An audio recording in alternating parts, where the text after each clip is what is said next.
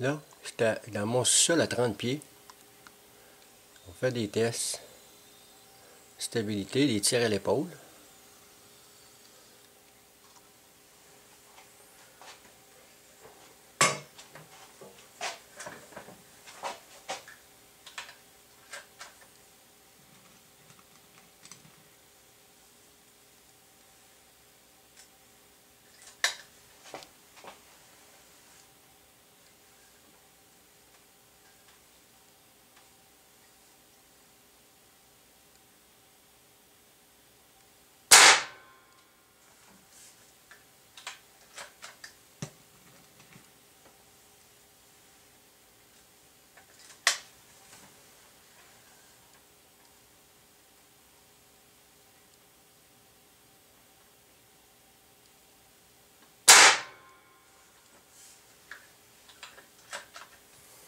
Ça a tiré bas.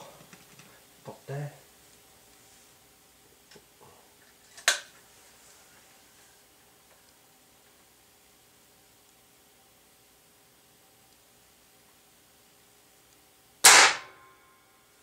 Les trois en même place, ça a tiré bas.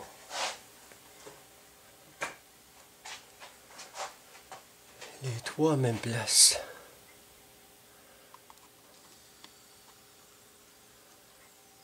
Ouais. Pour dire, hein. Puis quand je suis à côté, ça tire au centre. Ah oui, je fais tout le temps la même petite erreur. Le bras, il y a un petit relâchement qui se fait, mais toujours pareil.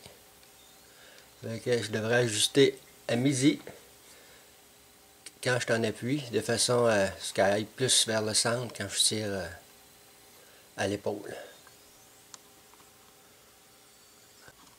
On va me tasser un petit peu plus tout à l'heure. Je ma tête cachée assez.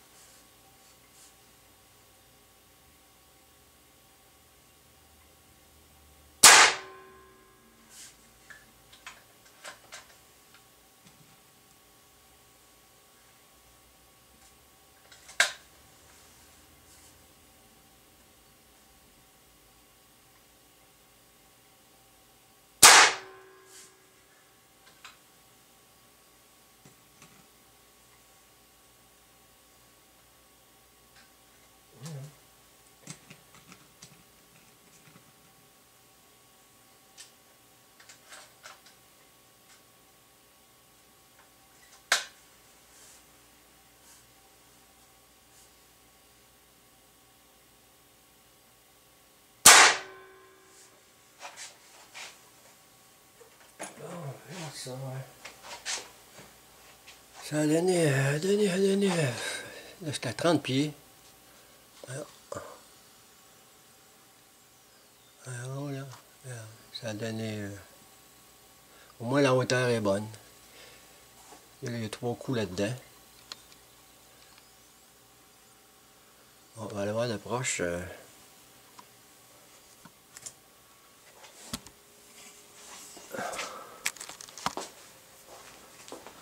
Allez voir ce que ça donne. En même temps, on va mesurer la grosseur de target.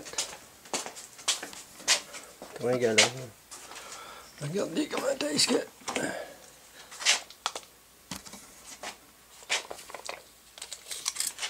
Bon, donner une idée, la grosseur des ronds, là. On va lever à 30 pieds, là.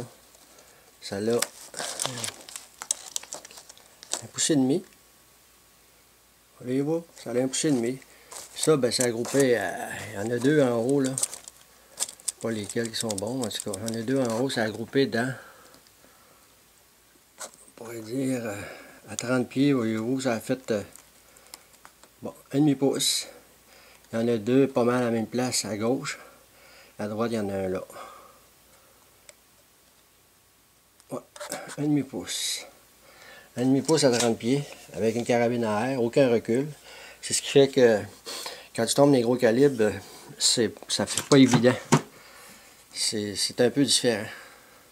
D'ailleurs, je trouve que la carabine à air ou plomb 22, ou la carabine, tout simplement une vraie carabine 22, c'est pratique pour pratiquer notre zone de stabilité.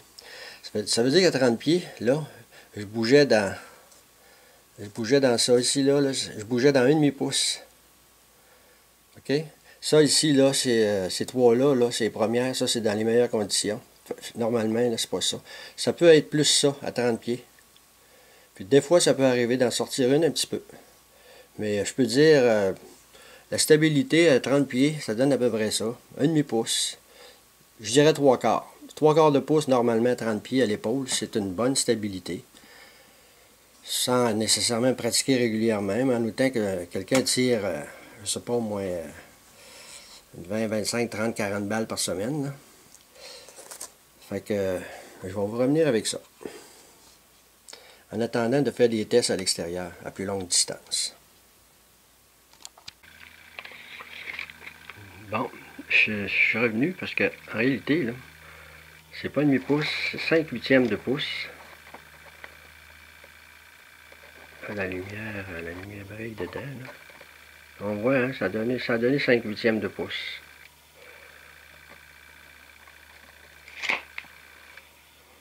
Puis la distance précise, je l'ai mesurée, c'est pas 30 pieds, c'est 29 pieds. Comme on peut voir, j'ai laissé ma bonbonne d'air, d'oxygène, connectée sur la carabine. C'est ce qui fait que ça ménage l'air, c'est parce qu'à chaque fois que je vais mettre de l'air dans la tank, dans le réservoir de la carabine, je perds de l'air à chaque fois que je vais saigner. Un exemple, je vais vous montrer ce que ça donne. Là, je suis tanké. Je vais, regardez bien, je vais enlever l'air. Regardez la perte de ça. Je perds un peu d'air.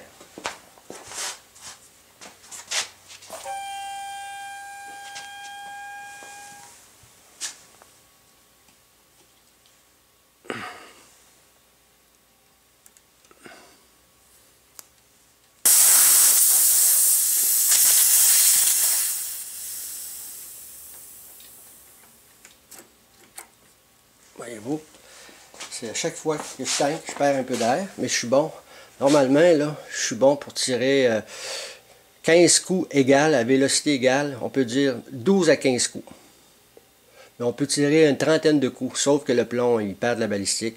Pour avoir vraiment, mettons, 12 coups bien égales, là, à 1000, 1050 pieds secondes, c'est que il faut tirer à peu près une douzaine de coups. En passant, là, c'est un adapteur que j'ai machiné à partir d'un boulon d'une botte. Puis en plus, je me suis fait, voyez-vous, pour le saigner, pour enlever l'air, parce qu'il y a 3000 livres d'air, pour être capable de le démancher. Regardez, j'ai fait un joint torique que j'ai machiné la pièce au complet avec une perceuse, des limes, du papier sablé. Le problème, c'est que celui qui fournissait avec la carabine, c'est fait en Turquie. Les filets, c'est impossible de faire adapter ça avec des filets pour les bonbonnes de plongée sous-marine. Là. Aucun filet.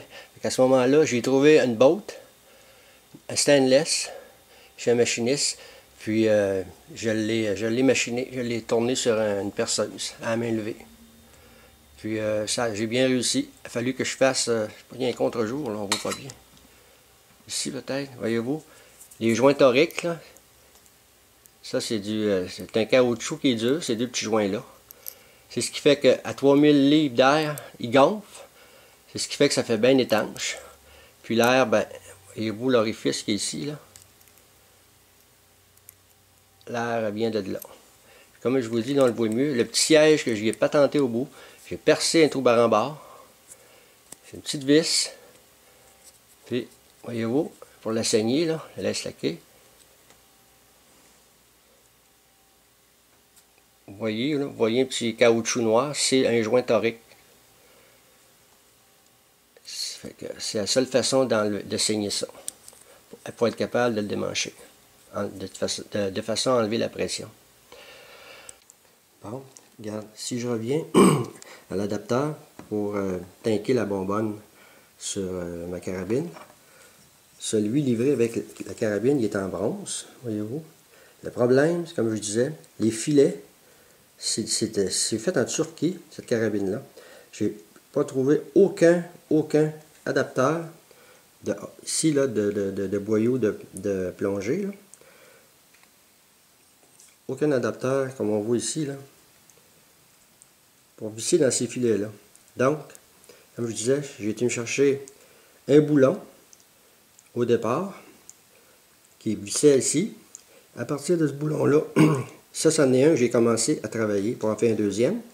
Voyez-vous, je suis rendu à l'étape de creuser cette partie-là. Il me reste à creuser la partie ici avant pour mettre les deux O-rings qu'il y a là de caoutchouc, un caoutchouc assez dur pour résister à 3000 pieds libres d'air au pouce carré. Puis là, ben, il me reste à faire ici la partie avant pour le saigner. Même comme celui qui vend, il n'y a même pas ça, regardez. Celui qui vend en avant, il n'y a rien. Que tu es pogné pour installer une valve quelconque pour enlever l'air dans le tuyau. Sans ça, c'est impossible de le déconnecter d'après l'air. Fait que là, c'est ça. J'ai machiné ici, au bout, un trou TEPA, de façon à ce que le petit O-ring de caoutchouc, là, on ne le voit pas, il est disparu. Quand je vais slacker la petite botte qu'il y a là, l'air va sortir. Fait que, on va aller mettre ça sur YouTube pour vous montrer ça. Là, je vais faire un test pénétration dans un 2x4 en épinette.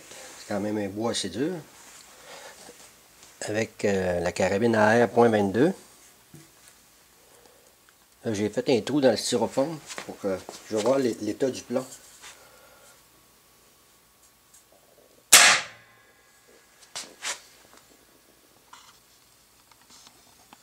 On voit le trou là. On va voir si ça a traversé.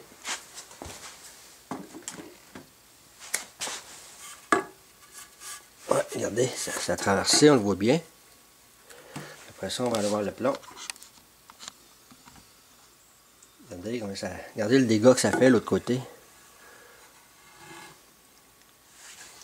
Ça, le plomb, il est aplati pas mal. Regardez.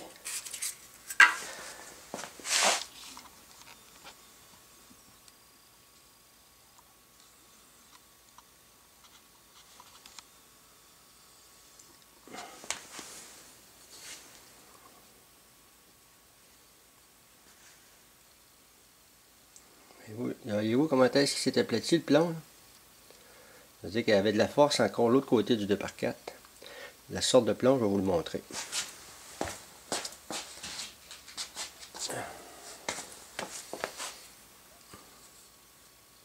C'est ce plomb-là, voyez-vous?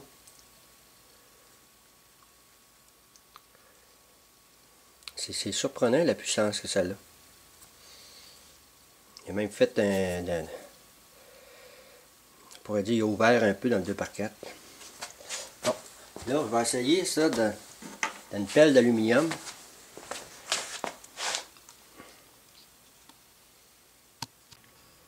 Bon, là, j'essaye ça dans la pelle d'aluminium.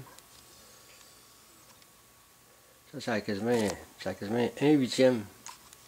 Ça a quasiment un huitième d'effet, cet aluminium-là.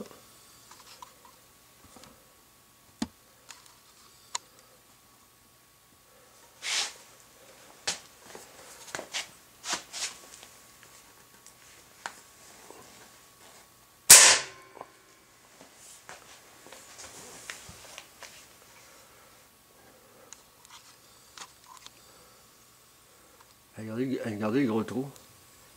Le plomb ouvert, fait un champignon. Parce que le trou mesure quasiment 5/16 de pouce. Il y a au moins 3 fois la grosseur du plomb. Regardez. Ça a même foqué l'aluminium avant de le défoncer. L'histoire ne me dit pas l'autre côté l'état du plomb. Parce qu'il a dû rentrer dans le bois chauffage. Là.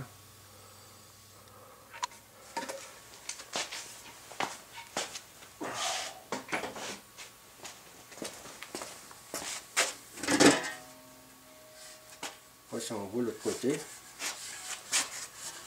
regardez comment ça se là.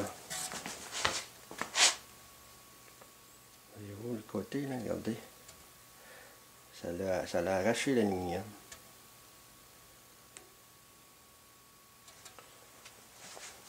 Ah, le plomb il est rentré ici.